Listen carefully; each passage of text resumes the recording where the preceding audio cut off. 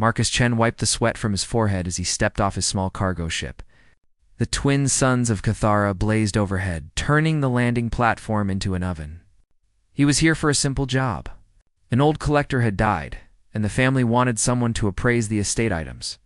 Marcus ran a salvage business. He bought old stuff, figured out what it was worth, and sold it. Nothing fancy. The address led him to a storage facility on the edge of the holy city. The buildings around him were tall and decorated with strange symbols. Aliens in long robes walked the streets, their heads bowed in prayer. This whole planet was religious. Marcus did not care much about that. He just wanted to finish his work and get paid. The storage unit was packed with boxes. Dust covered everything. Marcus started going through the items one by one. There were old books, strange tools, and decorative pieces from a dozen different worlds. Most of it was junk. Some pieces might sell for a decent price to collectors at the bottom of a cardboard box marked yard sale leftovers in faded ink. Marcus found something wrapped in old cloth. He pulled it out carefully. The cloth fell away to reveal a blade. It was beautiful. The metal was dark, almost black, with patterns that seemed to shift in the light. The handle was wrapped in leather that still felt soft despite its age. A price tag hung from a string tied to the handle. $5. Marcus turned the blade over in his hands. It felt good, balanced, not too heavy. Maybe 3 pounds at most. The edge was sharp. This was quality work. Someone had made this weapon with real skill. He wondered why it ended up in a yard sale box. Maybe the old collector did not know what he had. Marcus decided to keep it. He strapped the blade to his belt. It hung there comfortably. He finished cataloging the rest of the items, made his notes, and locked up the storage unit. His stomach growled. Time to find food. The local trading post was 2 blocks away. Marcus had passed it earlier. It looked like a combination of a restaurant, a shop, and a gathering place. Perfect for a tired salvage dealer who wanted a hot meal. He pushed open the door. The inside was cool and dim after the bright street. About 20 aliens sat at various tables. They were different species. Some looked like birds with scales. Others were tall and thin with too many joints in their arms. A few resembled rocks with eyes. Marcus took 1 step inside. Every conversation stopped. Every alien turned to look at him. Then, as if someone had pulled their strings, they all dropped to their knees. Their heads touched the floor. Marcus froze. What was happening? A tall alien in elaborate robes stood up from a corner table. He was Ketharon, one of the natives. His skin was pale blue and covered in ritual scars. 4 eyes stared at Marcus with an expression between terror and awe. The alien's hands shook as he pointed at Marcus. No, not at Marcus. At the blade on his belt, the alien spoke in a voice that cracked with emotion. The translator in Marcus's ear turned the words into English. The sever of fate. You carry the sever of fate. Marcus looked down at the blade. I just found it in a storage unit. It was in a yard sale box. The alien made a sound like choking.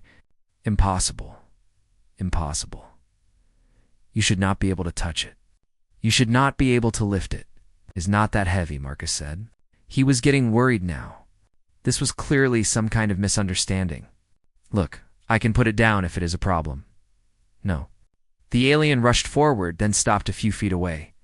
He seemed afraid to get too close. I am High Priest Victor of the Sacred Temple. That weapon is the holiest relic of our people.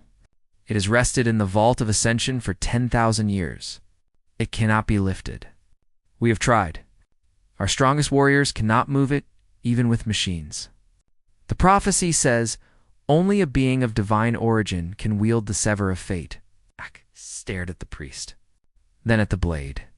Then back at the priest. Are you serious? This thing weighs maybe 3 pounds. I've carried heavier groceries. Sound went through the room. It might have been gasps. It might have been prayers. Marcus could not tell. Victor's voice dropped to a whisper. 3 pounds? Our instruments measured it at 47,000 pounds. The metal is condensed matter from a collapsed star. It should create a gravity well just by existing. Marcus unhooked the blade from his belt. He tossed it from his right hand to his left hand, then back again. The aliens watching made sounds of distress. Victor looked like he might faint. "This feels pretty normal to me," Marcus said. He was starting to understand this was a bigger problem than he thought. Victor fell to his knees. His voice became formal and loud. "Divine One, forgive us for not recognizing you. Forgive this humble servant for speaking to you with such casual words. You have come as the prophecy foretold. You are the lifter. You are the one who will lead us to ascension." No, Marcus said quickly. "I am not divine. I am just a human. One run a salvage business. There has been a mistake." "No mistake," Victor said. His 4 eyes were wet with tears. "The sever of fate chooses its wielder. You have been chosen. You must undergo the trial of ascension. You must prove your nature to all of Cathara." "I really just came here to appraise some estate items," Marcus said weakly. But Victor was already speaking into a communication device. Within seconds, bells began ringing across the city. Their deep tones echoed off the buildings. Aliens poured into the streets. They pointed at the trading post. They pointed at Marcus through the windows. Marcus realized his simple job had just become very complicated. He looked at the blade in his hand. $5 at a yard sale. What were the odds? Outside, the crowd grew larger.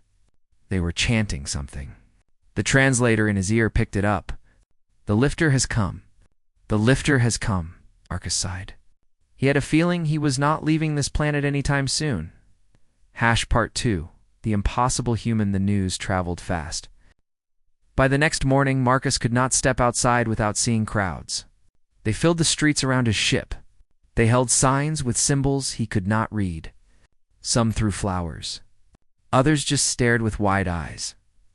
High Priest Victor had given Marcus a room in the temple complex. It was nice enough. Big bed, private bathroom, windows that overlooked a garden. But Marcus felt like a prisoner. Guards stood outside his door. They called it protection. Marcus called it being trapped. On the 3rd day, scientists arrived. They came from the Galactic Academic Collective, which was apparently a big deal. Marcus met them in a conference room. There were 7 of them, all different species. The leader was an insectoid named Zichin. She had large compound eyes and mandibles that clicked when she talked. "Mr. Chen," Zichin said through her translator, "we do not believe in gods. We believe in science. There must be an explanation for what you can do," and Marcus liked her immediately. "Finally, someone who makes sense." "Yes, please explain it. Because I have no idea why everyone is losing their minds over a sword." Zichin gestured to her team. They brought out equipment. Scanners, measuring devices, tools Marcus did not recognize. They spent hours testing him. They scanned his body. They took samples of his blood, hair, and skin. They made him lift weights. They measured his strength, his bone density, his muscle composition. The blade sat on a special platform in the corner. The scientists tested it too. They aimed scanners at it. They tried to lift it with machines. The machines groaned and sparked. The blade did not move. Zichin read the results on a datapad. Her mandibles clicked rapidly. "Impossible. This is impossible." "What did you find?" Marcus asked. "The blade weighs 47,214 pounds according to our instruments," Zichin said. "It is made from matter so dense that it should collapse through the floor. It should be creating measurable gravitational distortion. Our strongest lifting equipment cannot budget even a fraction of an inch." "Okay," Marcus said. And you," Zichin pointed at Marcus with one of her 6 arms, "you toss it around like a toy. Your muscle density is 3 times what we consider normal for a bipedal species. Your bones are reinforced with a mineral matrix we have never seen in nature. Your body can process oxygen at incredible efficiency. You evolved on a death world." Gus frowned. "Earth is not a death world. It is just Earth. Your planet has gravity 40% higher than galactic standard," Zichin said. Her voice was excited now. "Your atmosphere has poison gases that would kill most species. Your sun bombards you with radiation. You have predators that can run at speeds that would tear our bodies apart. Your planet experiences regular natural disasters that destroy entire cities. And you call this normal? Well, Marcus said slowly, when he put it that way. Sitchin came closer. Do you understand what this means? What aliens built religions around, what they called divine strength, you achieved through evolution. Your species developed on a world so hostile that you had to become incredibly strong just to survive. The sever of fate is not a test of divinity. It is a test of gravity adaptation. Marcus looked at the blade. So I can lift it because I am human? Any human could probably lift it, Sitchin said. Your entire species would be considered impossibly strong by galactic standards. Outside the conference room, Marcus could hear the crowds chanting his name. He rubbed his face. Great. So this is all a big misunderstanding based on biology. Not to them, Sitchin said quietly. To them, you are still performing miracles. That night, Marcus was resting in his room when he heard shouting outside. He went to the window and looked down into the garden. Two groups of aliens were arguing. One group wore the robes of temple priests. The other group wore armor and carried weapons. Victor stood between them, trying to keep the peace. His voice carried up to Marcus's window. We must not fight. The lifter will guide us. The lifter is a demon, shouted one of the armored aliens. He defiles our sacred relic. He must be destroyed. Marcus's door burst open. Sitchin rushed in, her breathing rapid. You need to hide. Now. What is happening? The temple has split into factions, Sitchin said. Some think you are divine. Some think you are a test of faith they must reject. And some think you are a threat that must be eliminated. I am just a salvage dealer, Marcus said, for what felt like the 100th time. It does not matter what you are, Sitchin said. It matters what they think you are. An explosion shook the building. Marcus grabbed the blade from where it rested near his bed. Zichan led him down a back hallway. They could hear fighting behind them. Energy weapons discharged with crackling sounds. Aliens shouted war cries. They reached a side entrance. 3 armored aliens blocked their path. These were Ketharan warriors, bigger than Victor, covered in ceremonial battle scars. They raised their weapons. Marcus did not think. He just reacted. He moved the way his father had taught him, the way every human learned. When they grew up on a planet trying to kill them, fast, efficient, decisive, he knocked the first warrior's weapon aside with the blade. He shoulder-checked the second warrior, who flew backward into a wall. The third warrior swung a shock staff at Marcus's head. Marcus ducked under it, swept the warrior's legs, and in 3 seconds, all 3 warriors were on the ground. Marcus had not killed anyone. He had not even hurt them badly, but they stared up at him with fear in their eyes. To them, he had moved faster than their eyes could track. He had hit with force that should not be possible. He had won a fight against 3 trained warriors without breaking a sweat. Divine, one warrior whispered. He is divine. Marcus wanted to correct them, but Sitchin was pulling his arm, leading him away into the night. They ran through the city streets. Behind them, the temple burned. The sound of fighting echoed off the buildings.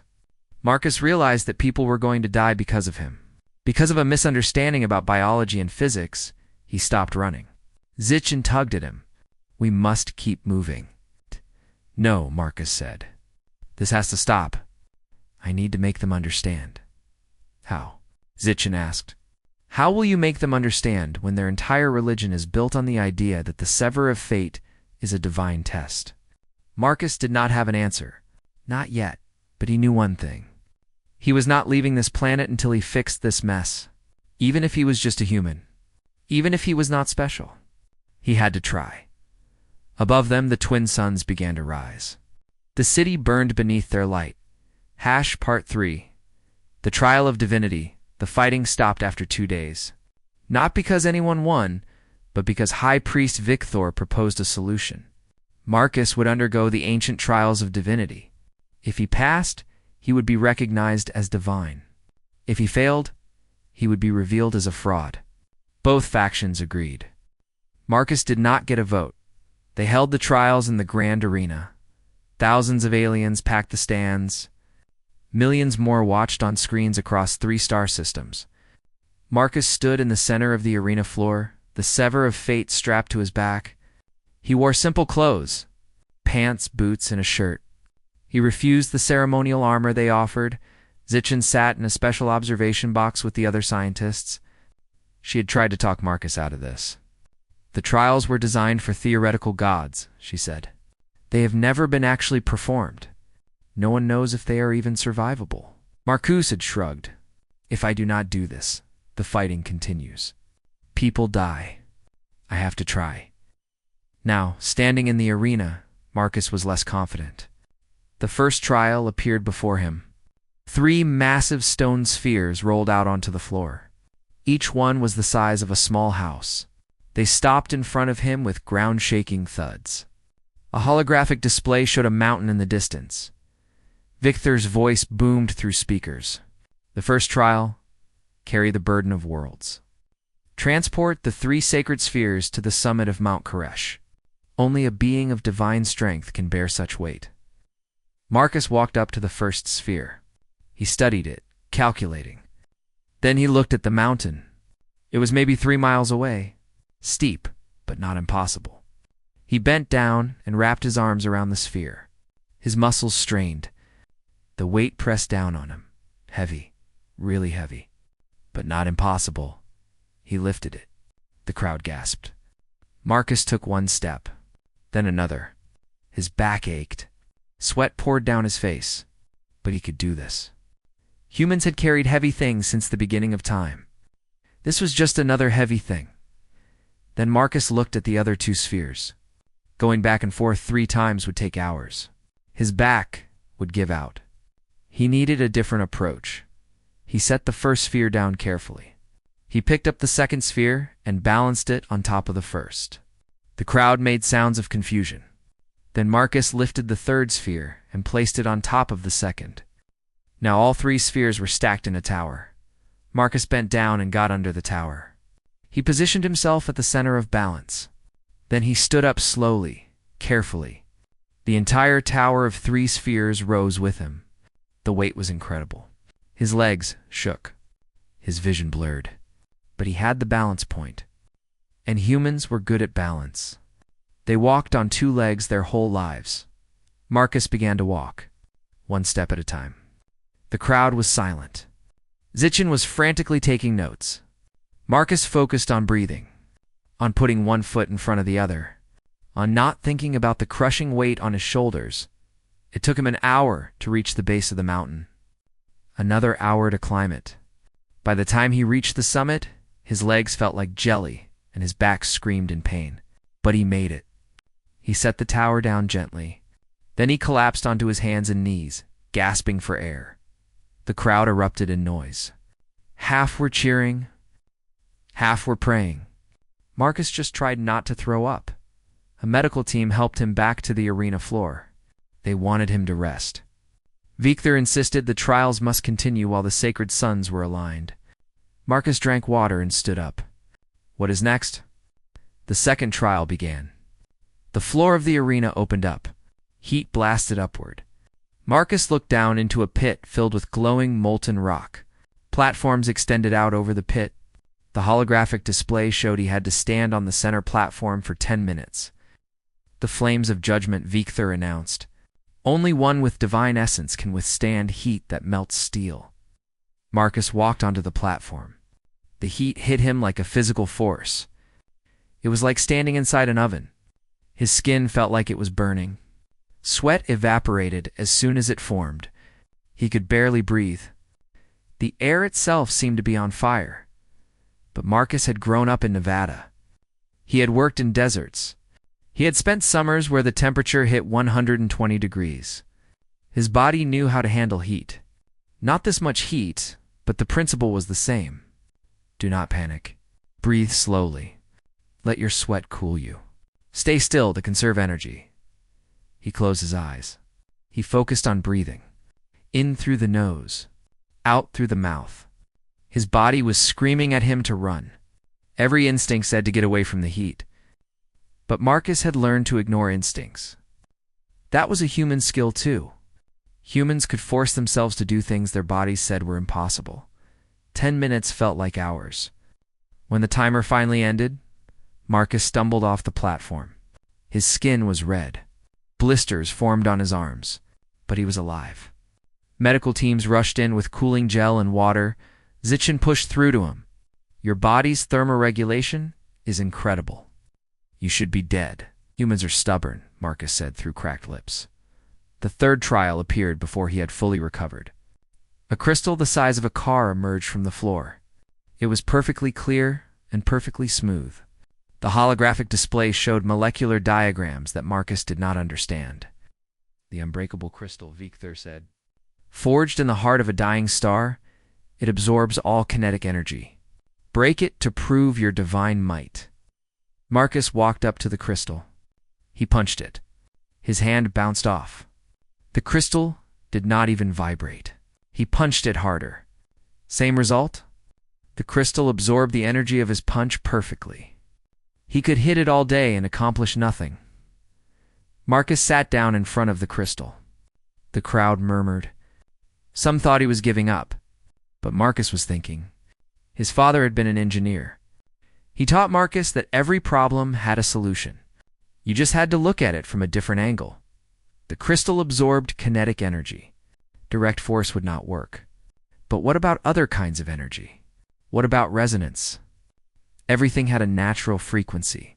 If you could match that frequency, you could shatter anything. Marcus stood up. He tapped the crystal lightly with his knuckle. He listened to the sound it made. A pure, clear tone. He tapped it again in a slightly different spot. A slightly different tone. He kept tapping, kept listening, mapping the crystal's structure in his mind. Then he found it. A spot where the tone was different. A flaw in the perfect crystal. Marcus tapped it rhythmically. Tap, tap, tap. Over and over.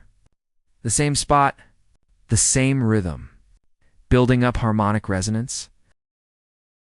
The crystal began to hum. The hum grew louder. Cracks appeared. They spread like a spider web. Marcus kept tapping. Tap, tap, tap. The rhythm of human persistence. The crystal exploded into 1,000 pieces. The crowd erupted.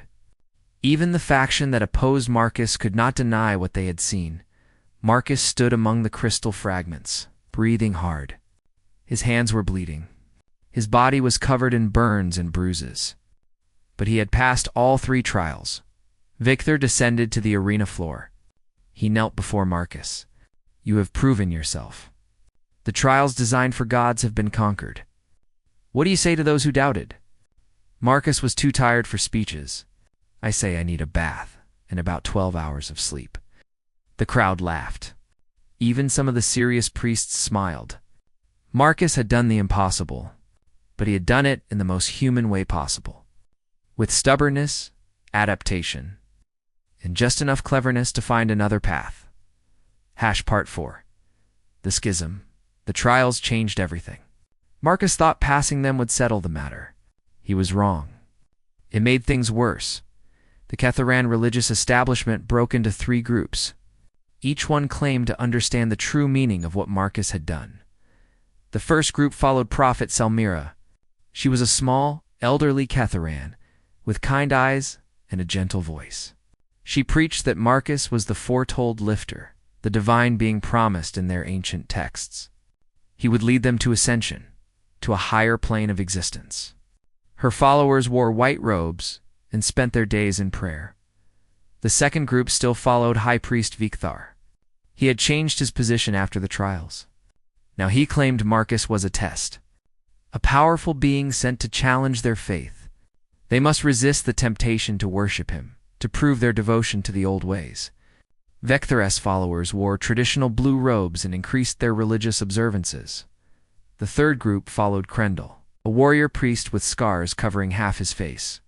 Krendel believed Marcus was neither God nor test. He was a resource, a weapon. If Marcus had divine power, it belonged to Kethera. He should be conscripted into service, forced to use his strength for their planet. Krendel's followers wore armor and carried weapons. They scared Marcus more than the others. Marcus stayed in his temple room, and tried to stay out of it. But the three factions fought constantly. Arguments in the streets became brawls. Brawls became battles. People were getting hurt. After a week of watching the chaos, Marcus decided to leave. He packed his few belongings, strapped the Sever of Fate to his belt, and headed for the landing platform, where his ship waited. His ship was gone, not just gone, destroyed. The hull had been ripped open. The engines were melted slag. Someone had used heavy weapons on it. A message was painted on the landing platform in 3 different languages. The divine do not flee. Marcus stood there, staring at the wreckage of his livelihood. That ship had been his home for 5 years. He had saved for 3 years before that to buy it. Now it was junk.x. I did single quotes. Chun found him there an hour later. I am sorry, she said quietly. Krendel's faction did this. They want to ensure you cannot leave. This is insane, Marcus said. His voice was flat. I am not divine. I am not a test. I am not a weapon. I am a salvage dealer who picked up the wrong sword. I know, Zichin said. I have been studying your species. Humans are remarkable because you are adaptable and stubborn and clever. But you are not gods. Your strength comes from evolution, not divinity. Ah! Tell them that, Marcus said, gesturing at the city below. Smoke rose from multiple fires. The sound of fighting echoed off buildings. I have tried, Zichin said. They do not want to listen. They want to believe. Belief is more powerful than facts for most species. That night, Krendela's followers attacked the temple. They came in force, 50 warriors in full armor. They carried shock weapons and energy shields. Their goal was simple: capture Marcus and force him to serve.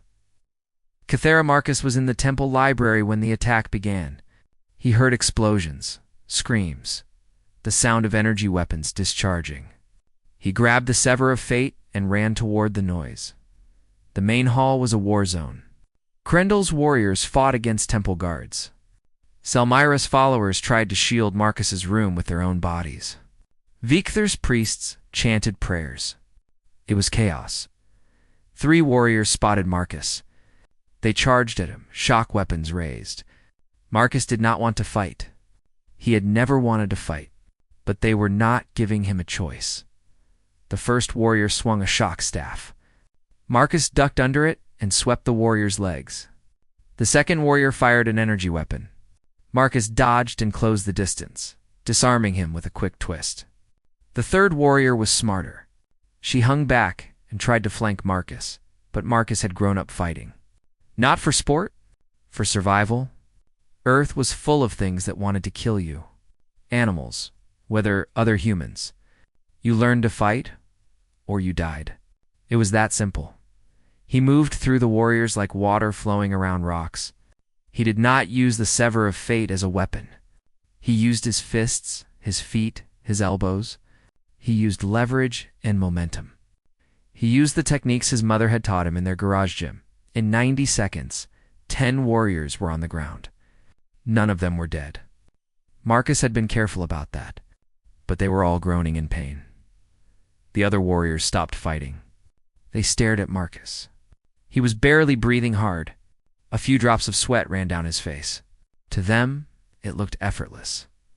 Divine Krendel himself pushed through the crowd.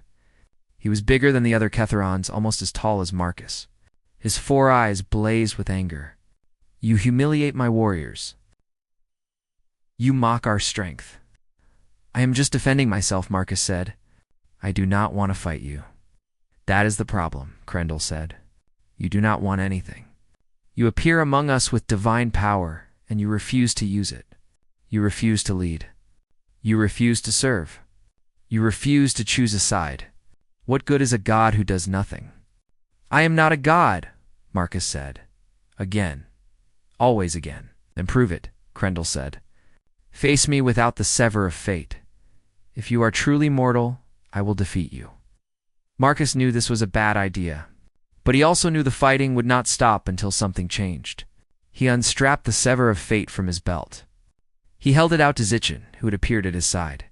She took it with all 6 arms, struggling under its weight. Krendel smiled. Good. Now we will see the truth. The warrior priest attacked fast. He was trained, skilled, dangerous.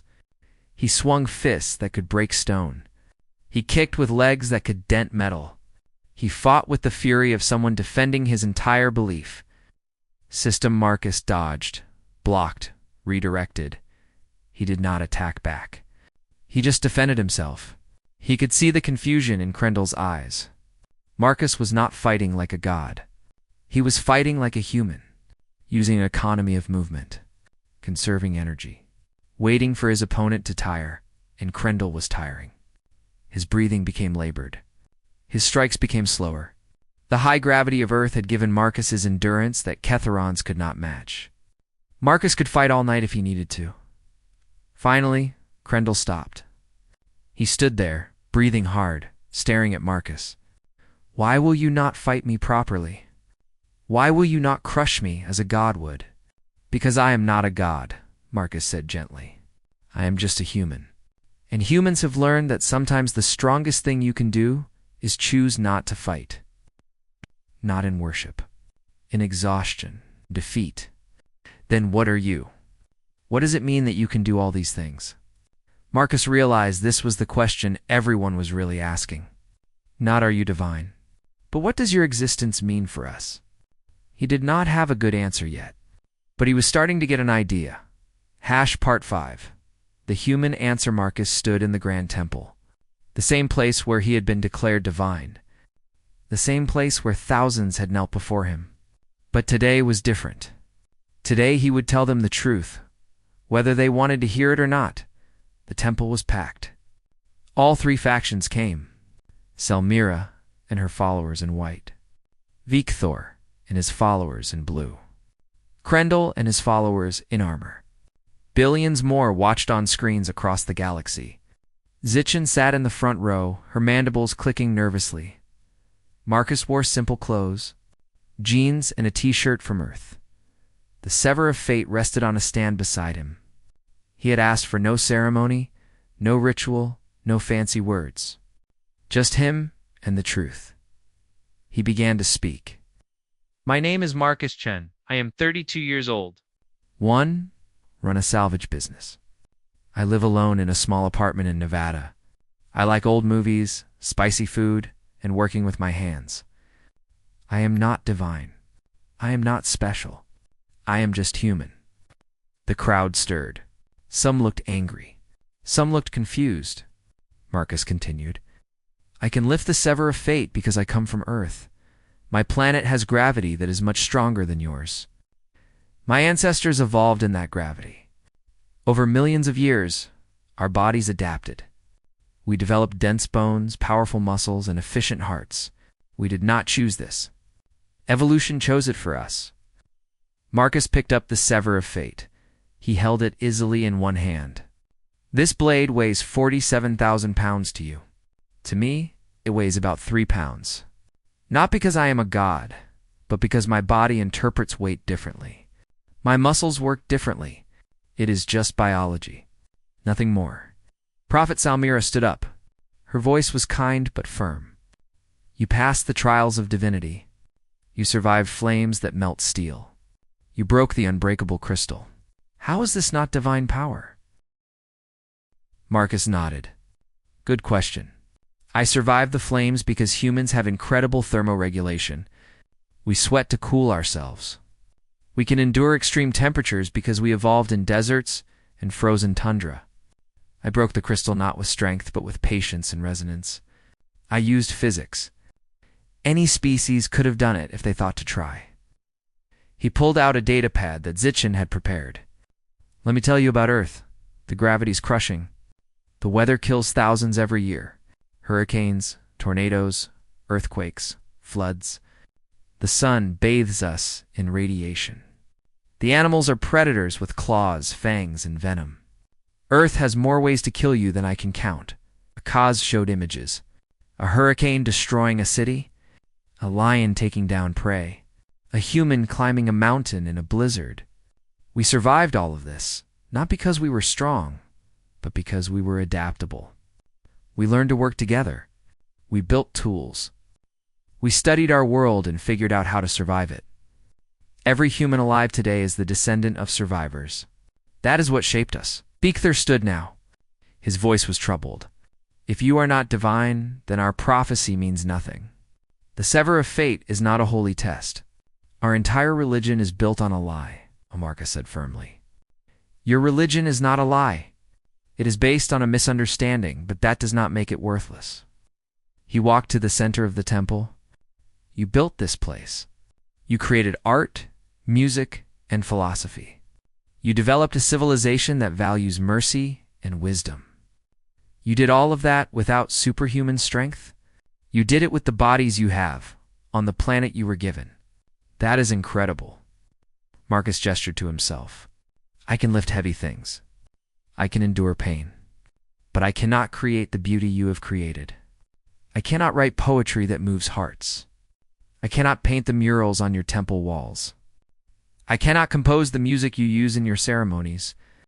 Humans are strong, but we had to spend all our evolution on strength. We did not have time for the finer things. You did. He let that sink in. The prophecy of the foretold lifter was not wrong. It was just misunderstood. Maybe it was never about a god coming to rule you. Maybe it was about learning that different species have different gifts. You have beauty and wisdom. Humans have strength and adaptability. Neither one is better. They are just different. Krendel stood, his scarred face unreadable. You speak well, but words do not change what you are. You are powerful. Power belongs to those who can take it, Marcus said. Power belongs to those who choose how to use it. He walked over to Krendel. The warrior priest tensed, ready for a fight. Marcus held out the sever of fate. Take it. Krendel stared at the blade. What? Take it, Marcus repeated. You want power? Here it is. The holiest relic of your people. I am giving it to you freely. Krendel reached out slowly. His hands wrapped around the handle. Immediately, his arms shook. The weight pulled him down. He tried to lift it, using all his strength, all his training. The blade moved an inch off the ground. Then Krendel collapsed, the blade pinning him to the floor. Marcus helped him up gently. Do you understand now? I can hold this blade, but I did not earn that ability. I was born with it. You developed strength through training and discipline. You chose to become strong. I had no choice. Which one of us has more power? Krendel looked at Marcus with new eyes. I see. Marcus turned to address everyone. I am leaving Kethra. I am not your god. I am not your test. I am not your weapon. I am a visitor who stumbled into something he did not understand. You have to decide what to believe. You have to choose your own path. Prophet Salmira spoke, her voice thoughtful. Perhaps the foretold lifter was meant to teach us, not rule us. Perhaps the lesson was that we were looking for divinity in the wrong places. Vikther nodded slowly. Our faith should not depend on God's walking among us. It should depend on the values we choose to uphold. Krendel stood tall, despite his exhaustion. I challenged you to prove your mortality. You have done so. More than that, you showed mercy when you could have destroyed me. That is a kind of strength I did not understand before. The three faction leaders looked at each other. They had been fighting for weeks, but something had shifted. Marcus had not solved all their problems, but he had given them a new perspective. Marcus walked toward the temple doors. Zichin joined him, carrying bags. I am coming with you, she said. Someone needs to document this properly. Besides, I want to see Earth. A planet that produces beings like you must be fascinating. Marcus smiled. It is just home to me, but you are welcome to visit. He stopped at the temple entrance and looked back one last time. The sever of fate was being placed back on its stand. But this time, it would be displayed not as a test of divinity, but as a reminder. A reminder that impossible is relative. A reminder that different species see the world differently. A reminder that strength comes in many forms. As Marcus and Zichan left the temple, the crowd parted for them. No one knelt. No one worshipped. But many nodded with respect. Some even smiled. Outside, a ship waited. Not Marcus's old ship that was still destroyed, but a new one, gifted by the temple as an apology. It was nicer than his old ship. Better engines, bigger cargo hold. Marcus felt a little guilty accepting it, but Zichin convinced him. They boarded the ship. Marcus took the pilot's seat and began the launch sequence. As they lifted off, he looked down at Kethera. The city was still standing.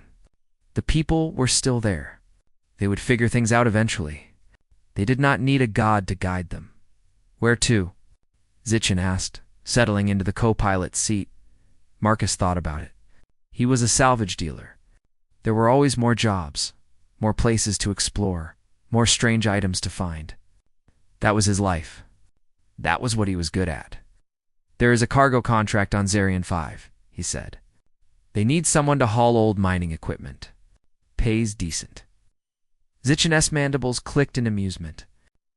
You just changed the course of an entire civilization's religious beliefs, and you want to haul mining equipment? Marcus grinned. I am not a god, remember? I am a salvage dealer. This is what I do. As the ship jumped to hyperspace, Marcus reflected on the past weeks. He had learned something important. Humans were strong. Yes, Earth had made them that way. But strength was not what made humans special. It was their ability to adapt, to solve problems, to choose mercy over violence. Those were the gifts Earth gave them. Those were the real miracles. The Sever of Fate was back on Cathara, resting in its temple. Marcus did not need it. He had something better. He had himself, his skills, his choices. That was enough. And for a human from a death world called Earth, enough was always enough.